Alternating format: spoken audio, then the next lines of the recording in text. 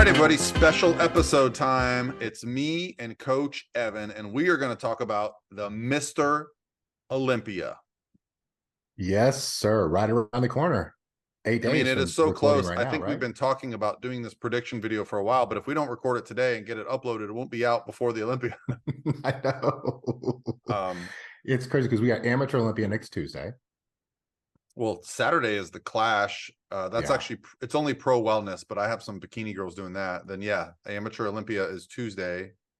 And then I think like Olympia's. Meet the Olympians is Thursday. Prejudging for a bunch of the divisions is Friday, including bodybuilding.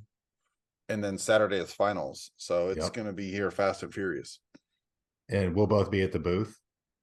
Yeah, so we are going to be hanging out at the Olympia booth. We're with Core Nutritionals, the bikini booth. So all that information is on our social media stuff. But yeah, come to the expo. It's kind of nice to be in Orlando. We're going to be driving. I'm going to be driving. I think I'm driving to Orlando 3 or 4 times in the next couple of days between Clash, Amateur Olympia, because I got to drive back Tuesday night. Got to go trick or treating with the kids. Yeah. And then we're going to jump right into. I got to train, a couple of the girls doing the show, and then fine tune, and then it's fun to just take part in all the festivities. It's a great time, man. Especially because we're not even sure when the next time it'll be in Orlando is again, right? So Yeah, I would guess never. But we'll see. I don't think people realize just how hectic Orlando is, because they came to the Olympia the year for 2020 and it was like, wow, Orlando's so nice. I'm like, yeah, but there's no one at the parks right now. There's going to be times on Friday and Saturday where you try to leave the hotel in an Uber and it takes you 45 minutes to go 10 minutes. Yeah. It's Orlando traffic can be rough with all the tourists, especially around that International Drive area. The good thing about where the event is, though, is a lot of places are walking distance, like a lot of restaurants and stuff like that. It's way more convenient than doing it in Vegas as far as that. But in Vegas, there's never traffic and there's never a problem parking. True. So we'll see. We'll see how it goes. True. Yes. Yeah. So good times ahead. So I think the way we're going to handle this is we've both created our list of the top 8. Mm-hmm. So we will announce from 8 to 1, and then we'll have our discussion as to why. All right.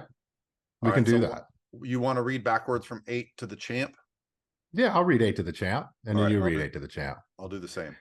All right. At 8, I have Michael Krizo. Cool. The old IFBB Elite Pro guy who's over here. It's his second Olympia. 7, I have Hunter Labrada. All right. 6, Brandon Curry. All right. 5, your boy Andrew Jacked. All right. 4, Samson Dowda. All right. 3, Hadi Chupin. Whoa. All right. 2, Derek Lunsford. And 1, I gotta go, my boy Nick. Dude, our list is almost exactly the same. That is wild. So I have 8, Michael Krizo, 7, Hunter, Nice. 6, Brandon, 5, Andrew. I put Samson at 4, Nick at 3, Derek at 2, and Hadi at 1. So the only thing that's different so interchangeable. Huh? Yeah. Yeah, that top 3 I feel like is super interchangeable.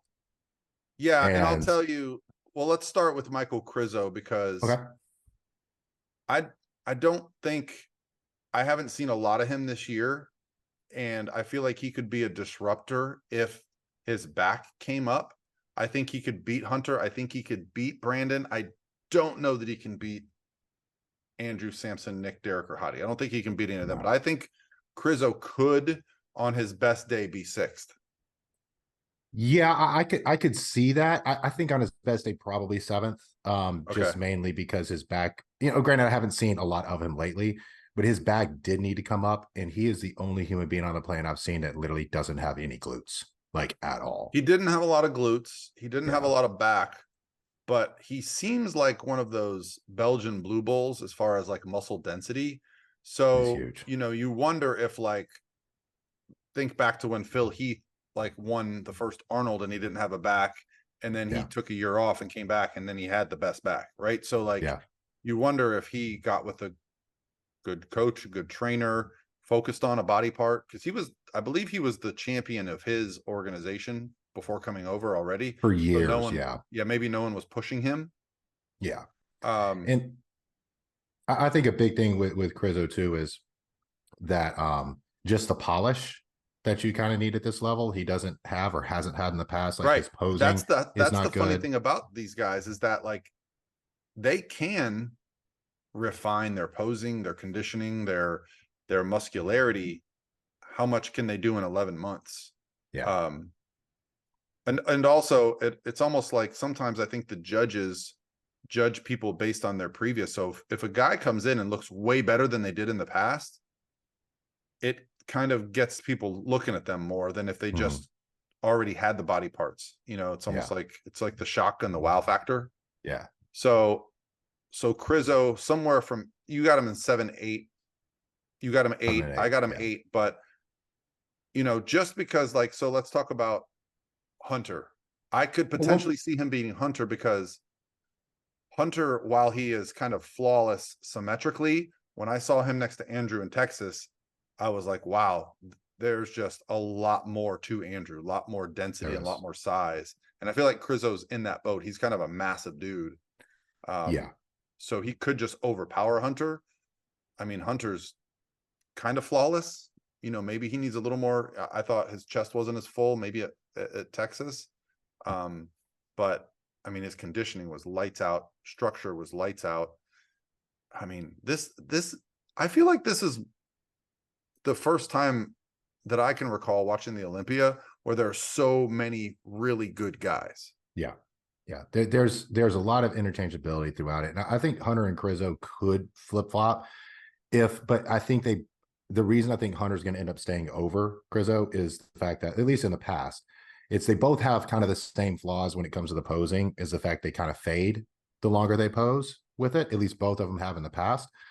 Hunter is so much improved from where he has been, especially in his back. It Yeah. is like night and day difference Well, in with his that. core, this is the first year I've seen Much Hunter and better. his like abs are defined and he has that tight V Yeah. taper. Yeah. And if they can nail that, I think Hunter could jump up even farther. He really could. I agree. Um, I agree. it just means if they can nail that portion of it, and if he can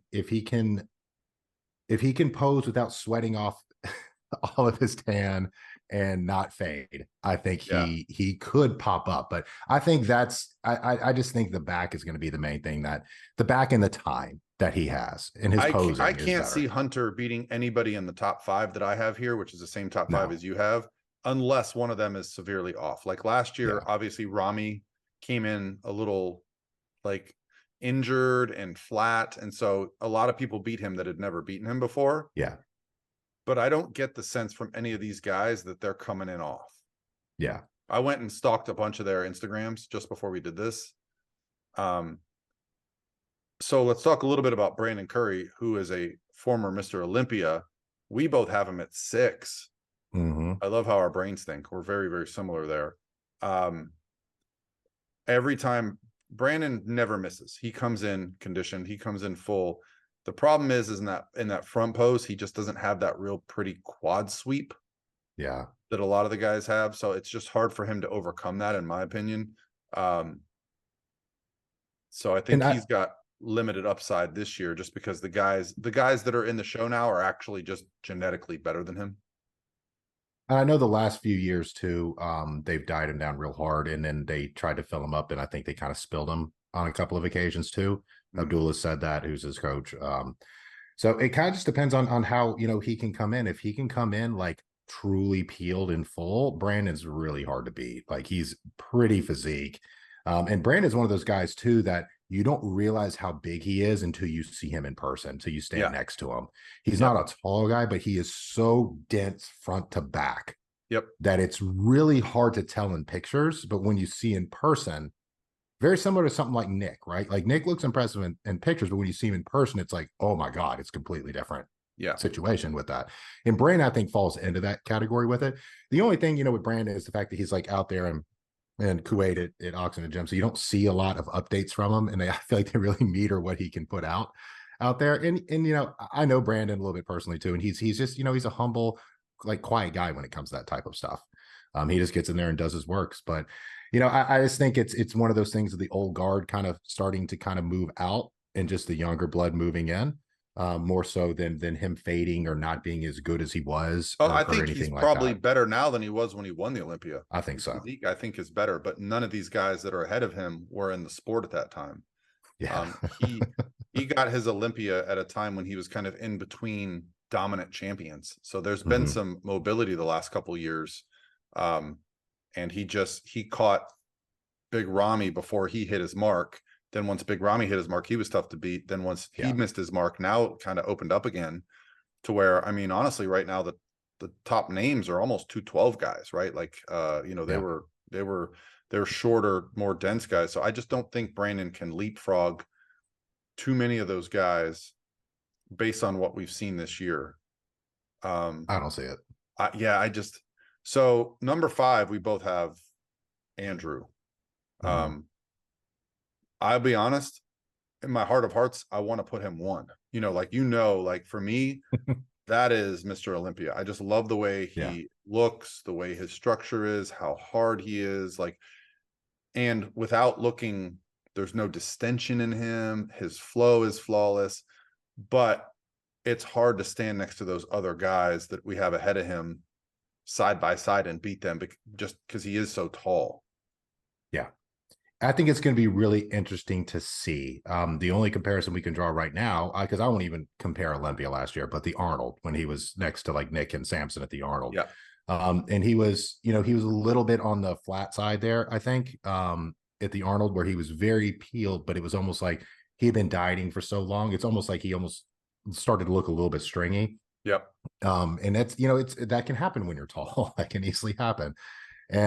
But when we saw him in Texas, like I was sitting right next to you, and Chris Aceto, his coach, was sitting right next to us. And when he walked out, it was there's something in bodybuilding like the eye test, and that's a real thing. Like when someone just catches your eye when they walk out, Andrew looks different. Yeah. He just looks different. And if for any Joe Smo on the street or fans or anything like that, if they were watching it in person, most people would probably put Andrew in like the top 2 or 3. Most people would. Yeah. But when you start looking at pose by pose, symmetry, and everything else like that, then you start to see a little bit of the flaws. But just an overall package, just crazy impressive. Oh, if you had to put the entire men's lineup just standing on stage without them hitting a pose, he would win. You would just go like, that's the winner. But yeah, then you've got to start hitting your side chests where he gets a little bit overpowered, and from the back where his lower body gets a little bit overpowered. So, but this is also, I believe, his 6th or 7th bodybuilding show ever. It's crazy. So he's so young in the sport, even though he's not young in years. You just wonder how much progress he can make. Because I always think back to Phil Heath. Phil Heath was like, every year he just kept getting better and better. Yeah. And then he got to a point where like he was unbeatable for a few years. Mm-hmm. And some of these guys are so new to the sport, you wonder if they're going to take that next leap forward. If he looks better than he did in Dallas, good Lord. Because the guy that I have ahead of him is Samson. I have Samson in 4th. They could easily flip-flop because Samson hasn't been the most consistent. When he's on, that's hard. My thing with Samson. But is he going to have the hamstrings, the glutes, the lower back, the lower abdomen all super dried out and tight? Or is he just going to be 300 pounds of mass that, what was the Lionel Biecki? That guy, man. He competed this year. Did you see that? I did. It wasn't good. Oh, he did a show in Europe and got like 3rd or 4th or something. No, he got like near last. Was it that bad? Okay. It was horrible. Yeah. He's the guy that I literally used to just be like, if that guy just lost 5 more pounds, he would win the Olympia. I know. You could never nail it. And that's yet to be seen with Samson. I'm not putting Samson in that category, but I'm just saying but he's also one that's like the momentum, And the judges love Samson too. Like this is a thing that plays a role. I know they love Samson. I mean, he was the surprise of the Olympia last year, and then he was the surprise of the Arnold, right? He ain't surprising nobody anymore. Nope. He's on the list of could win the Olympia. Yes, absolutely. Samson, if Samson comes in filled out and peeled to the bone, he could win. Yeah. But the issue with Samson is he's never come in Olympia winning conditioning in any show. He wasn't that at the Arnold either. Like, I'm sorry, he was not. It's one of the He was fun things about better. sitting in the He audience was better. watching the Olympia is that these guys, they first come out in their groups and then they do their routines, and you're just like, everybody by themselves looks like the champ, right? Yep. I remember years ago I'd see Branch Warren walk out. He was always first, and everybody looked soft compared to him, right? So it's going to be interesting how the order of these guys coming out, how your eye goes to them, and then even their conditioning, their fullness, that can change within 30 minutes of them coming back out for their comparisons and call outs. So it's really going to be like a game day decision, and who ends up splitting middle at the end of prejudging. Man, it's just going to be so exciting to watch this year, because for a couple of years it just felt like, okay, who's getting second? Who's getting Who's getting second? second? And I know we both been like backstage at Olympia, so I can tell like most people haven't that listen to this, right? And so a big difference between a show like this and every other show is there's a full gym set up Oh yeah. backstage. So these guys have every opportunity to actually pump up correctly. They're not using bands. Like there's a full Oh no, gym set up backstage. they ship in a full gym. Actually, it's fun because like my full bikini Panada gym. competitors get to go work out. Like they don't, all the divisions get to take advantage because bodybuilding's there. Yeah, it's great. And it's one of the things with these guys too, it's that when you are that big, the reason that bodybuilding gets paid the most is because when you are that big, there's a million things that can go wrong with that.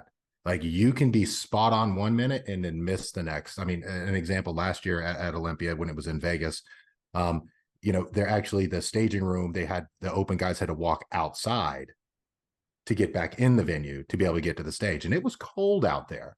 Oh yeah, it was cold. in Vegas. Yeah, and that can throw people off.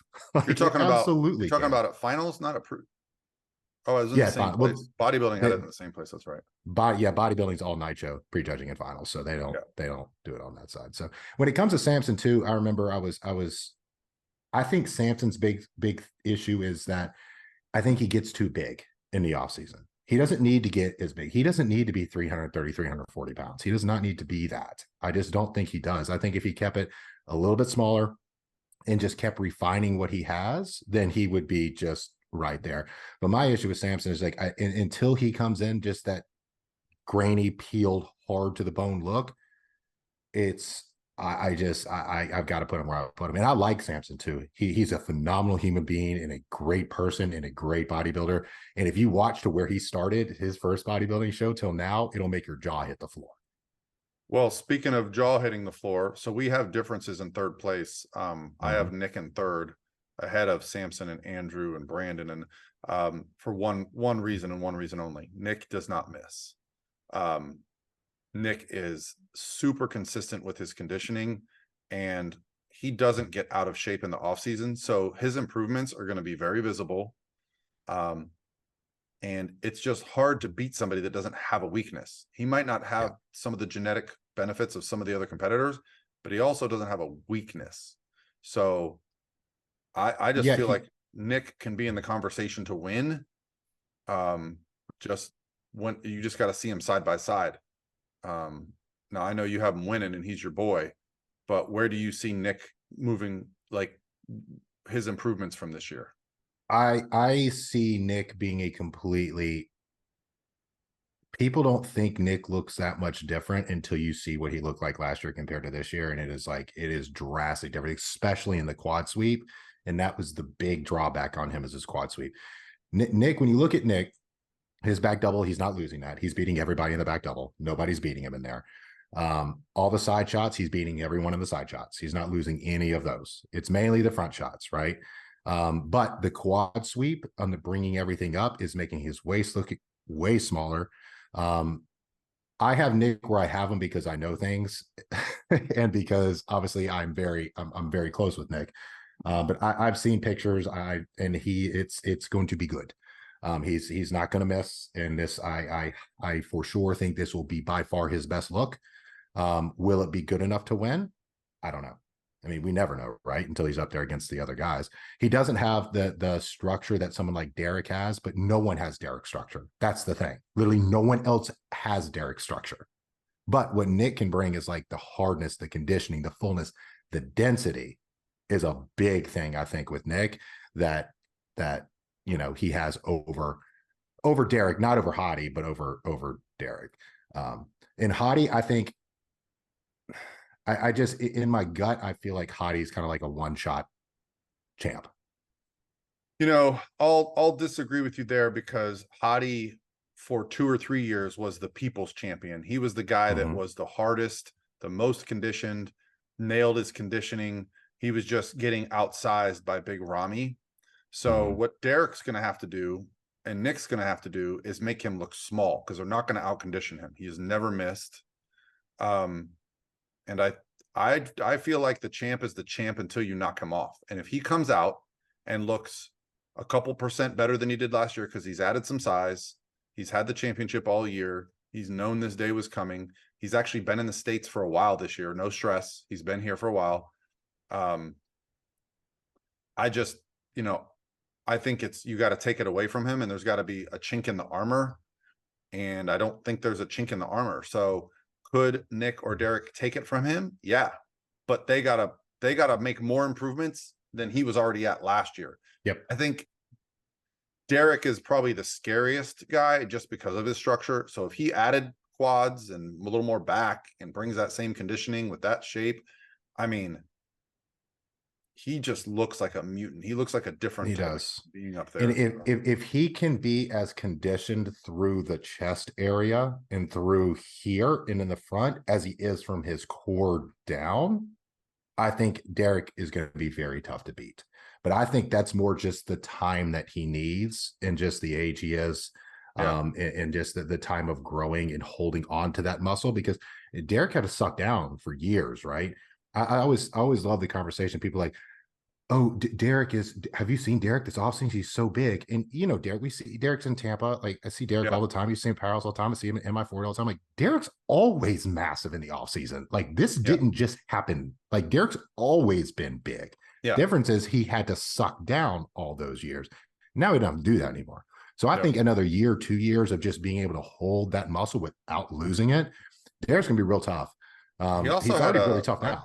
I met his wife at the airport last year and we had a long conversation and she told me he had like a skin, it was like he got some skin rash from like a water park and he had some real health issues, that, he couldn't train for a little bit. So like, he's been healthy and like, the motivation of being second, that's probably the most motivated person in the IFBB who got second at a show.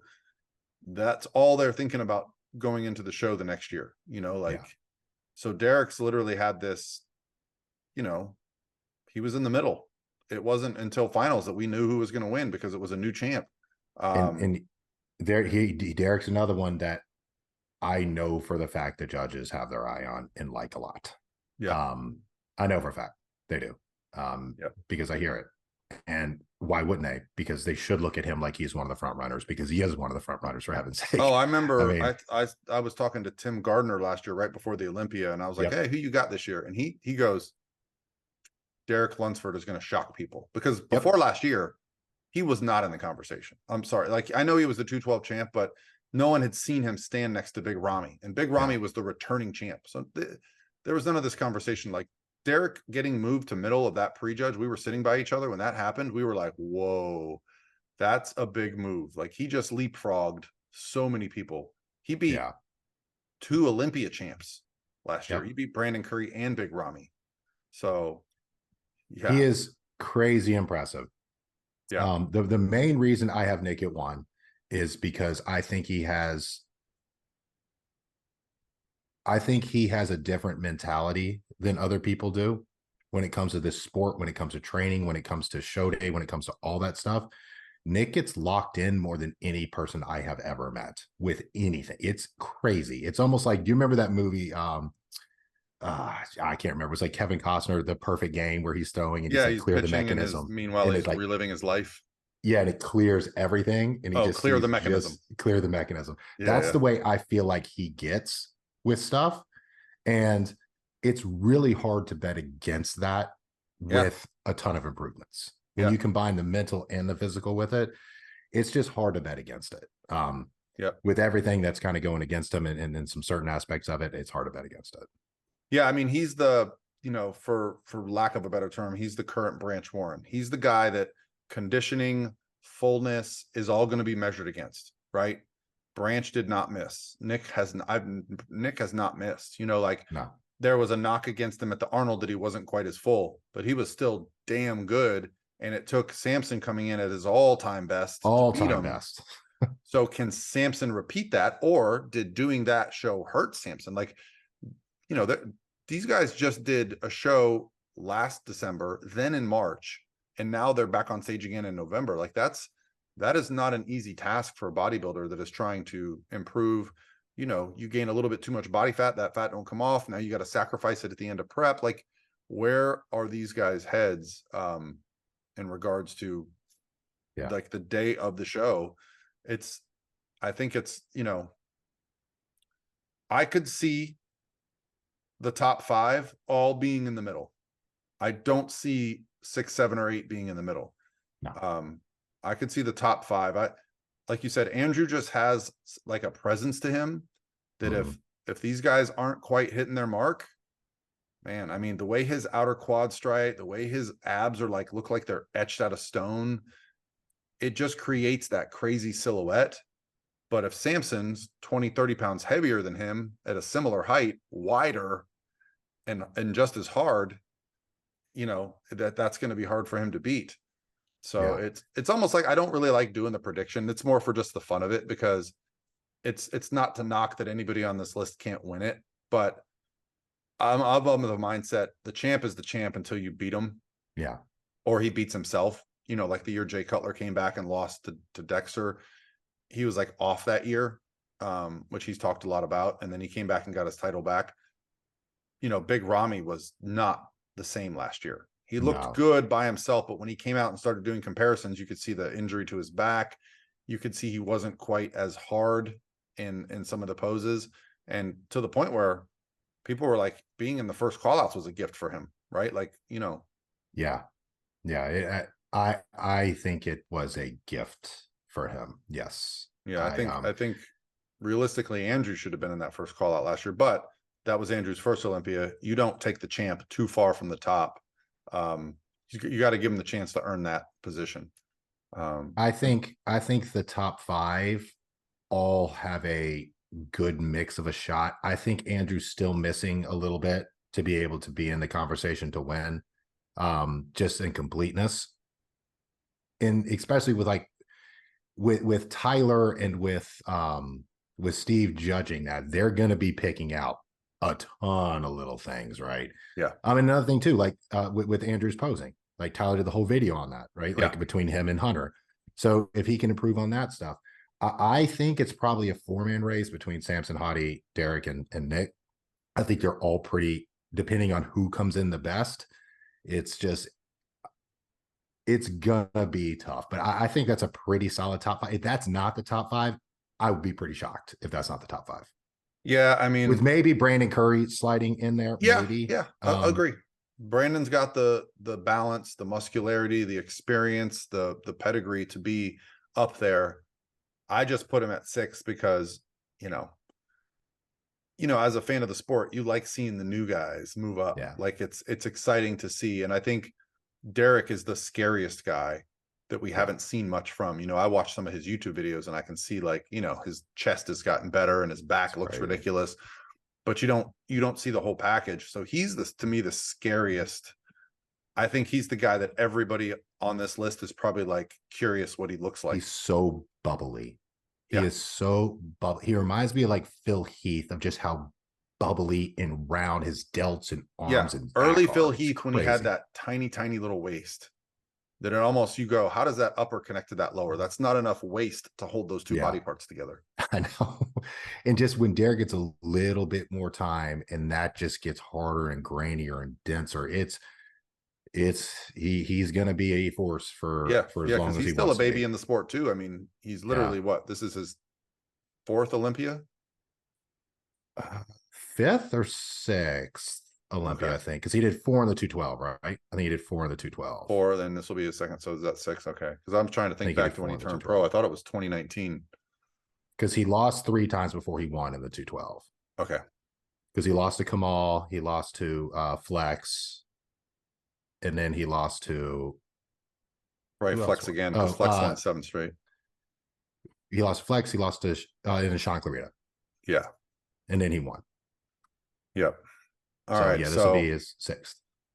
all He's right. So still there's young. our open predictions. And that's funny. I was, as you were naming the names, I'm like, shit, are we going to have the exact same list?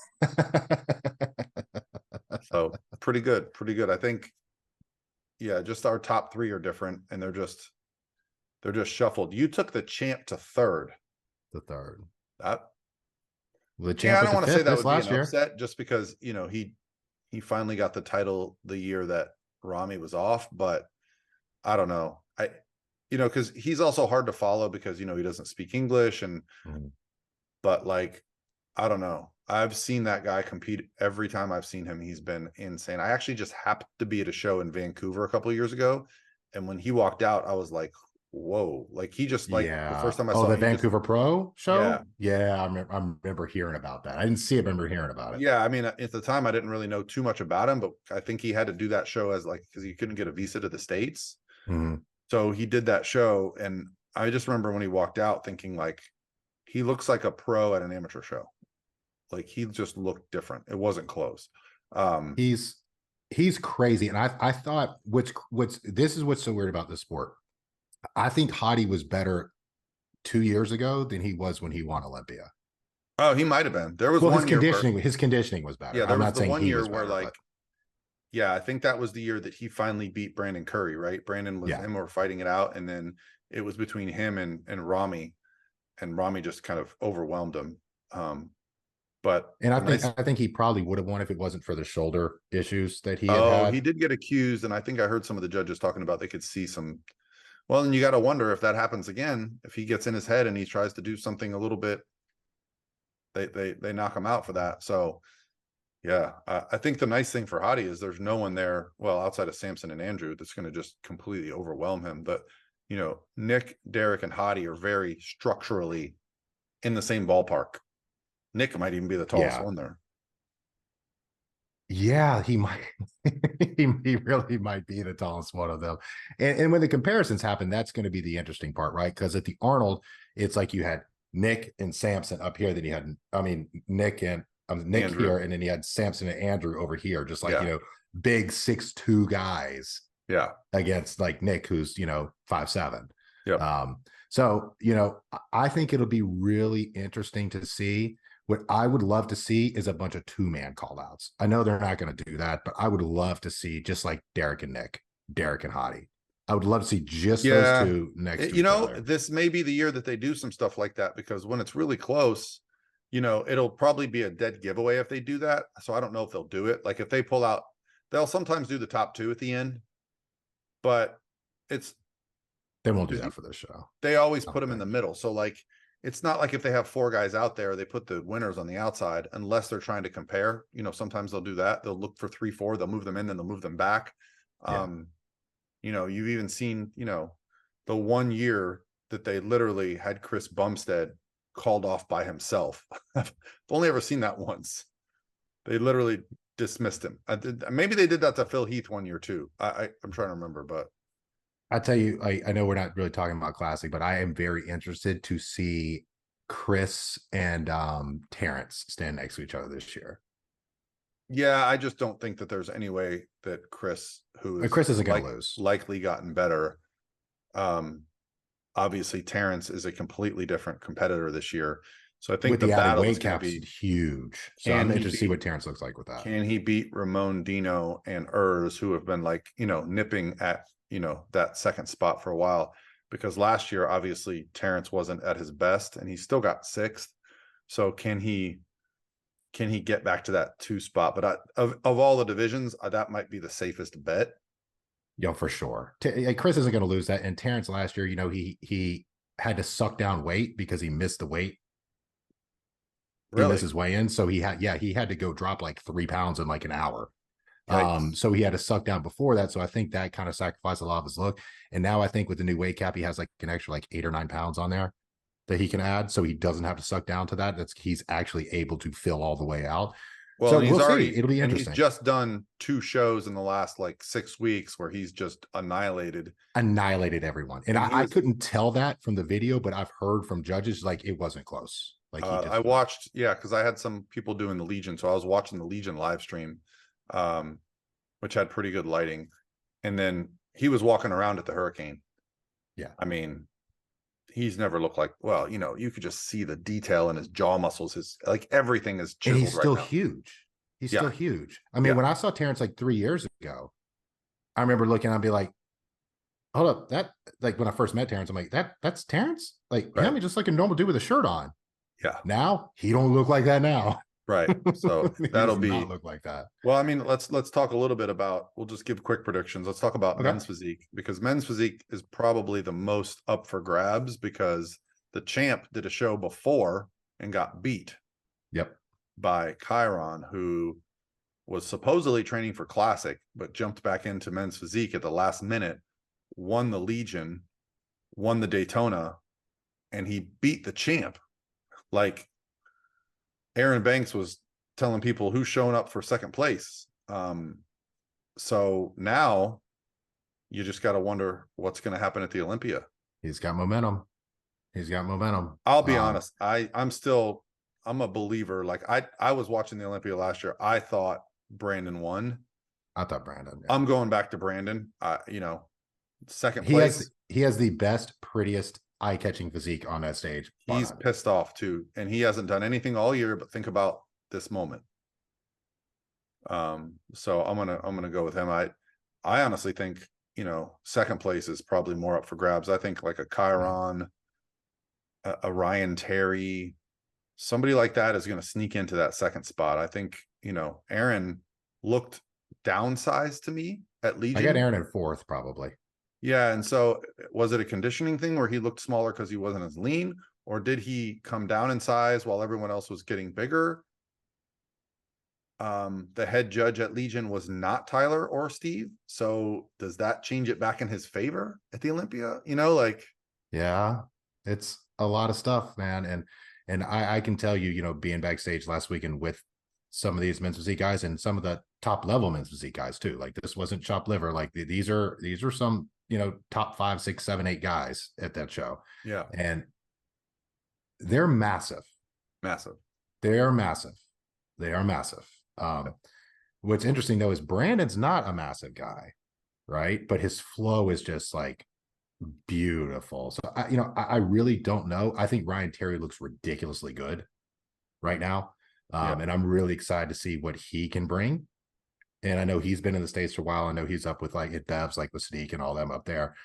So I'm really interested to see kind of what he brings too. And don't discount that too. The fact that Steve sees him in there at that gym every single day. Listen, I don't discount anything. You know me, I'm trying to win the Olympia too. So I pay attention to all the things that everyone does that's in that winner circle, right? So I got to put all those chips in my favor too. So yeah, I think that's the reason I bring up Ryan Terry so much, is because I saw him in Pittsburgh this year. I was at the Pittsburgh Pro. He was a little flat. He got beat. He came out the next week at the New York Pro and nailed it. And then part of me was just like, was this, to me, that's kind of, he was sick for that Pittsburgh show, right? Like he had a bad stomach thing. I think he actually got sick after. Yeah, something happened before. I don't think he filled out, and then he got sick before New York, and then he had time to, his digestive system was a mess. He said he had gas, so he had some kind of food poisoning. He still was able to fill out better than he did for Pittsburgh.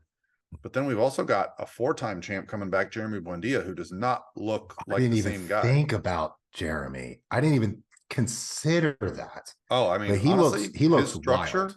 His structure with the current level of muscularity, he could win.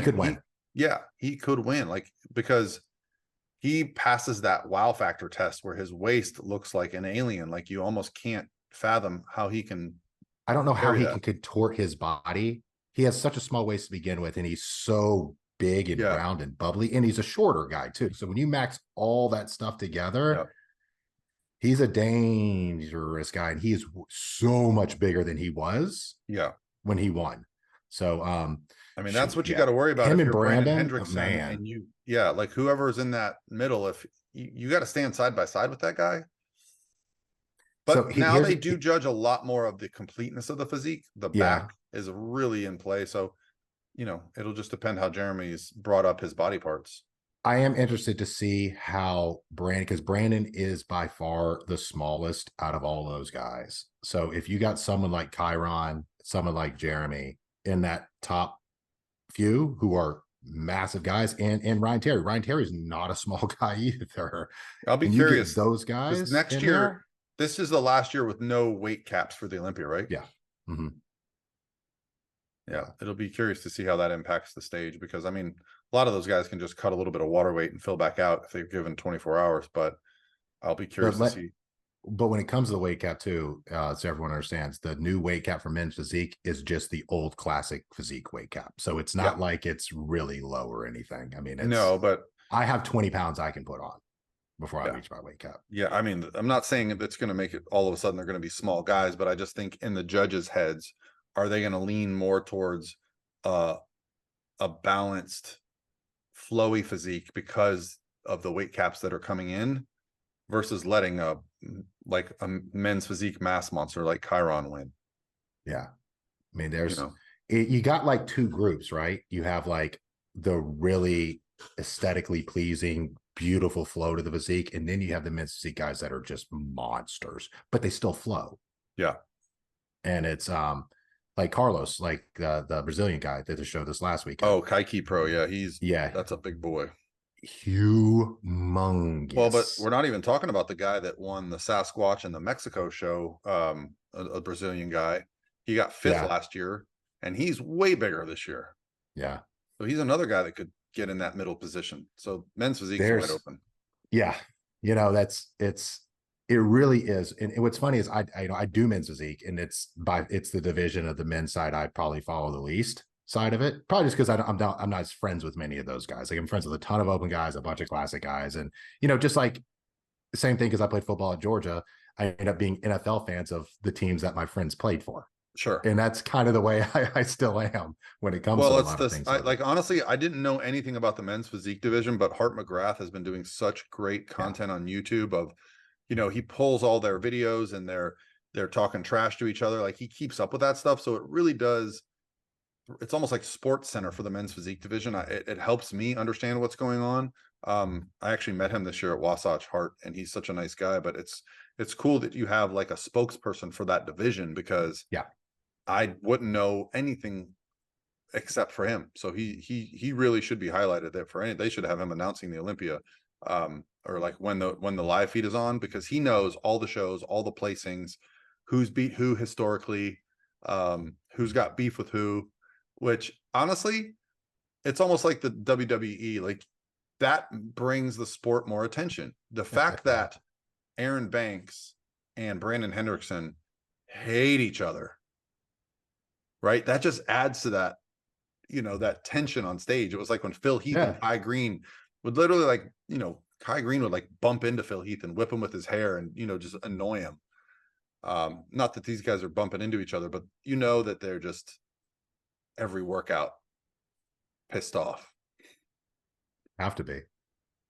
So No, that division is really become interesting this year. yeah, it's It not. I mean, wasn't super interesting before this year. It's as we really love interesting. Chris Bumstead, the longer he's the champ, the more people are going to start to dislike him. It's just a natural flow of things, right? Phil Heath was awesome when he was coming up. After 2 or 3 wins, then he's now the bad guy, right? So it's like, Yeah. not that Chris Bumstead's ever going to be the bad guy, but people are going to start to root for Ramon, for Urs, for Terrence, for, the next. They're going to see a guy and be like, that's the next guy, right? And then it's almost like the underdog syndrome. You get tired of the same old. Everyone hates Duke University because they just used to win all the time, right? That's it, baby. Just win, baby. So that's why we all hate Alabama, right? Now it's Georgia. What's that? Now everyone hates Georgia. Yeah. Did they lose this year?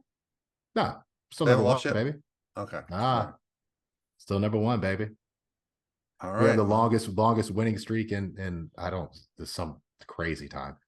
Yeah, because they won 2 titles in a row, right? So this is Yeah. their third. Yeah.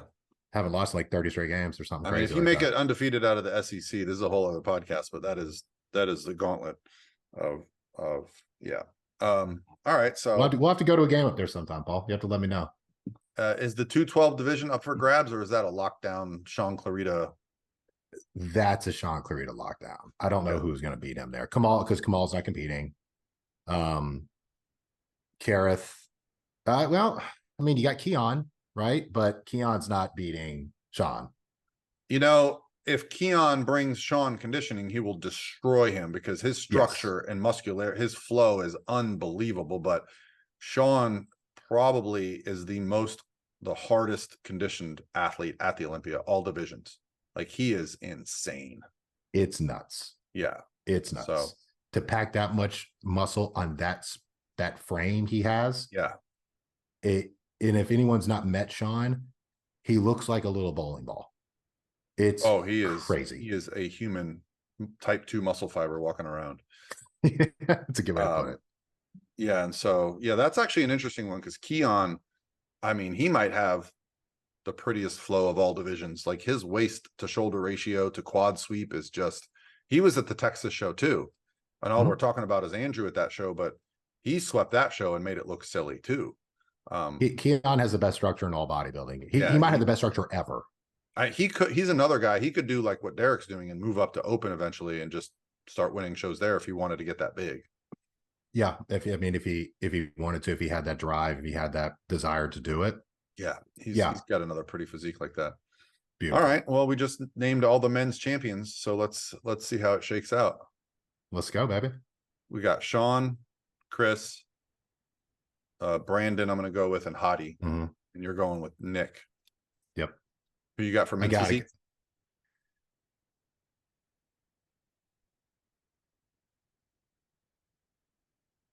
I'm going to go Jeremy. All right. I like it. I'm going to go Jeremy. I think 4-time champ coming back. And way better. Oh yeah. If he can be that conditioning. See, the thing is, I haven't seen any like real great pictures of him, and I don't trust IG. I don't trust any of that shit. But his face is so sunken in. Yeah, I know he's going to be peeled to the bone. Hart's been posting a lot of his like stories. He looks insane. Like, obviously, you know where the lighting is good. You know when you have a good pump and like all that stuff. So when you're on stage, you don't get the benefit of IG filters and lighting. You're next to everybody. But the men's physique division, if you look at the champ from like 3-4 years ago compared to now, that division has changed more than any other division. Open bodybuilding is open bodybuilding. It's the biggest, gnarliest, baddest mother effer on the planet that wins that. Men's physique, it used to be shape and balance, and now it's starting to get to that. Okay, yeah, but you've also got to have a lot of muscle. So that someone posted a picture of Jeremy last time he won, and it's like 5 years ago. It's like, wow, like, he would be first called to the pro show. That guy's not getting a pro card. Yeah. Probably not true, but you know what I'm saying? Like, you're just like, wow, things are changing. So, but that's bodybuilding. That's what this is. Put on more muscle. Always evolving. That's it. All right, cool. Well, all right. It was fun. Let's go. We get to go see it in person. I'm here for it. Yes, we do. And then we'll do a review. We do. I know I already owe you a bottle of tequila from last year, but should we do another bet?